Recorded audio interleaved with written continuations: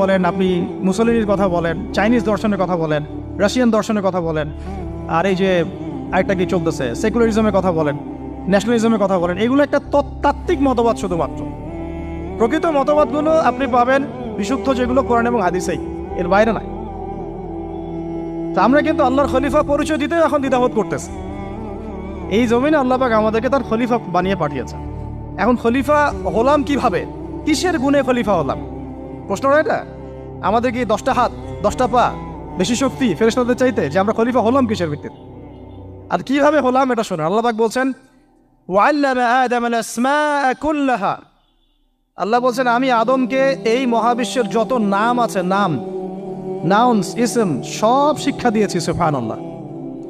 এই মহাবিশ্বের যত নাম, এখানে ইসম শব্দের অর্থ কিন্তু জ্ঞান।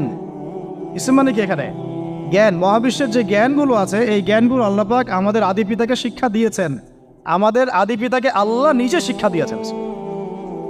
সৃষ্টিগতভাবে আমরা জ্ঞানী ছিলাম না। আল্লাহ